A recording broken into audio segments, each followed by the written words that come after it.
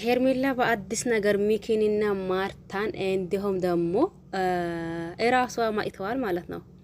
እና ምን አሉ ምንድነው እንዴት ነው የሚል አብረን የምናይ ይሆናል። ለዚህ ቤት አዲስ ከሆነ ሰብስክራይብ ማድረግ አትርሱ። ነባር ቤተሰብ ከሆናችሁ ላይክ ሼር እያደረጋችሁ አባራታቱኝ።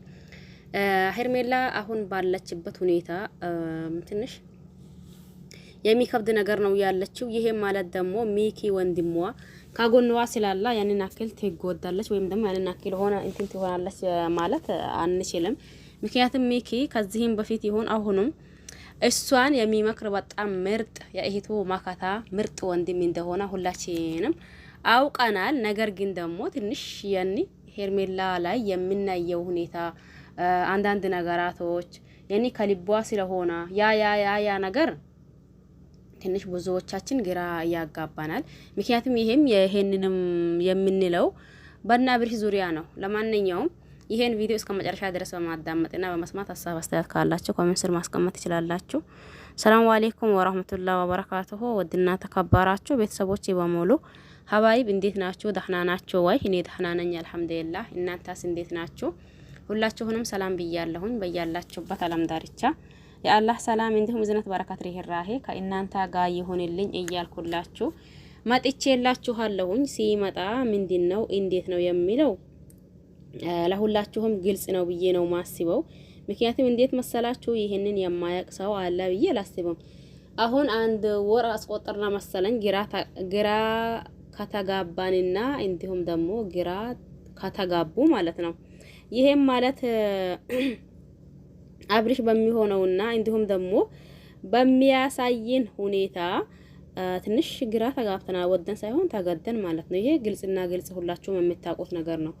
ግን ሄርሜላ ላይ ደግሞ ብዙዎቻችን ከዛን በፊት አብሪሽም ስለተናገራና እንዲሁም ደግሞ ራሷንም ስናያት የዋ ነገር ስለሆነች አብሪሽም ደግሞ ከዛን በፊት ታስታውስ እንደሆነ አላቅም። ሄርሜላ በጣም የዋና እንዲሁም ደግሞ ልክ እንደምታዩት ንጹህ ናት። ልቧም እንደዛ ነው፣ ንጹህ ወረቀት ነው። ስለዚህ እኔ እሷን መቼም ቢሆን መቼ እንትን ሊላት አልችልምም አልፈልግምም። እንደ አንዳንድ ሰው አይደለችም ሲል ቆይቶ ነበር። ሰሞኑን በተካሄደው ነገርና እንዲሁም ደግሞ እየሆነው ባለው ነገር በእርግጥ ብዙዎቻችን እንደ ሄርሜላ የሆነ ነገር ትሆናለች ወይም ደግሞ የሆነ ነገር ያኒ አላ አይደል ትጎዳለች የሆነ ነገር ትሆናለች ብለን ነበር። ነገር ግን ይሄንንም ደግሞ ባለፈው ታስታውስ እንደሆነ ኤፍሬም ይሄንንም አረጋግጦልናል ማለት ነው። እንዴት መሰላችሁማ ራሷን ቤት እየሄዳ ጠርቶት ነበር እንድናንተ። ከዛ ይቺ ልጅ አፍቅሮ ያተጎዳች አይመስልም። በጣም ጠንካራ ናት። እኔ በዚህ ልክ አያት አለው ብዬ አስቤ አላቅም ነበር። አሁንም ምንም ችግር ያሳለፈና ምንም የሆነችው ነገር ያለ አይመስልም። ገባችሁ? አንዳንድ እናንተ በቃ አይነት ይጎዳዋላችሁ ብሎ የጠበቃ ሰው እናንተ ጉዳታችሁን ህመማችሁን በውስጣችሁ ያዝ አድርጋችሁ ከዛን ያንን ሰው ሲታዩ ፈገግታችሁ እንደምንም አድርጋችሁ ብታመጡት ወይም ደግሞ እንደምንም በቃ ያኒ ሀዘናችሁና እንዲሁም ቆሶላችሁ ራሱ እንዳይታይባችሁ ከደበቃችሁት ለካ ልብስና ጥርስ ብዙ ነገር ይሸፍናል ነው አይደል የሚባለው መሰለኝ ካልተሳሳትኩኝ ማለት ነው። ይሄንን ያልኳችሁ ለምን መሰላችሁ? አሁን ሄርሜላንና እንዲሁም ደግሞ ማርታን ከዛን ሚኪን ሳየው ኤምሬን እንደዛ ነው የተሰማኝ ማለት ነው።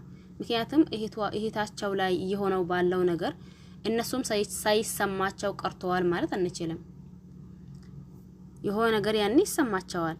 ግን ሁላቸውም ደግሞ ምንም ነገር እንዳልተፈጠራና እንዲሁም ደግሞ ምንም ነገር እንደሊሆና ፈገግታቸው ፈገግ ብሎ ሲመጡ ኤምሬ በጣም ነው ደስ ይያለኝ።